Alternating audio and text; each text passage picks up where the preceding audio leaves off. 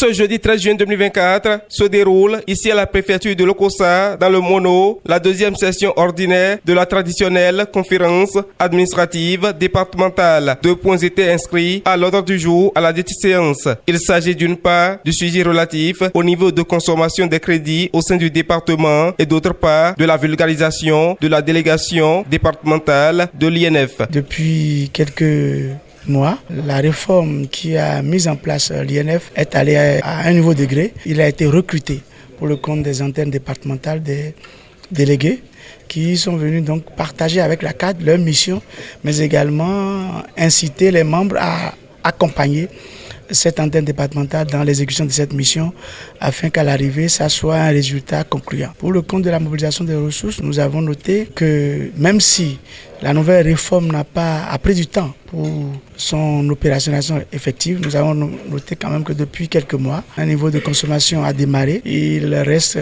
que quelques acteurs clés essentiel pour une fluidité dans la chaîne de dépenses au niveau du département soit mise en place, notamment les assistants régisseurs dans quelques structures. La CAD a donc recommandé qu'une fiche soit adressée au ministre concerné pour attirer l'attention sur la nécessité de combler ces vides pour donner à la chaîne de dépenses au niveau départemental tous les acteurs nécessaires pour conduire efficacement la gestion budgétaire.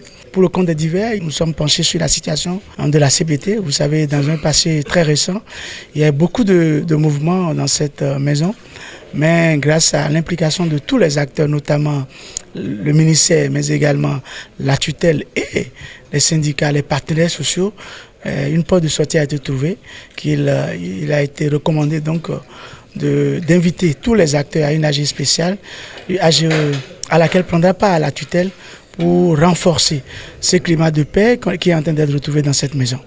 La conférence a aussi été un creuset pour les autorités de discuter de la célébration de la fête de l'indépendance. Fête qui, pour une première fois, après l'avènement du coronavirus, pourrait encore avoir une allure grandiose. Sur un autre pan, des précisions ont été données par des responsables de la SBEE sur la question de la mise à jour des compteurs électriques.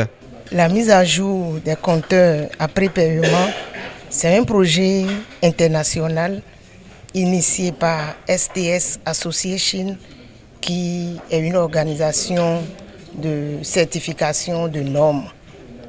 Et ce projet vise à prolonger la durée de vie des compteurs actuels en 2045, puisque les compteurs STS1, la première version qu'on utilisait jusqu'à ce jour, était appelé à être obsolète à partir de novembre 2024.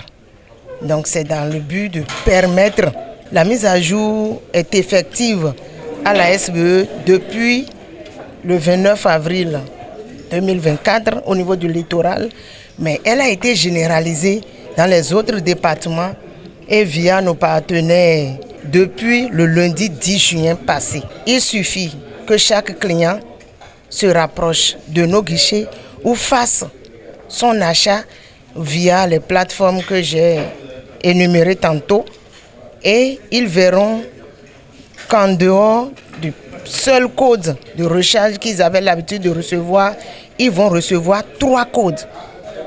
Les 2 premières séries de codes constituent les codes pour mettre leur compteur à jour. Et c'est le dernier code qui constitue le code de recharge des compteurs. Comment s'y prendre?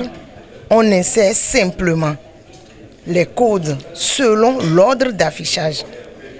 Vous insérez le premier code, vous validez. Vous attendez que le système vous donne la main. Vous insérez le deuxième, vous validez. Vous attendez encore et vous insérez le troisième. Vous validez et vous verrez affiché à l'écran du compteur le nombre de kilowattheures achetés. Hormis tous ces détails, il est aussi à signaler l'imminente tenue de la première tournée statutaire prévue pour démarrer dans la semaine du 17 au 23 juin 2024.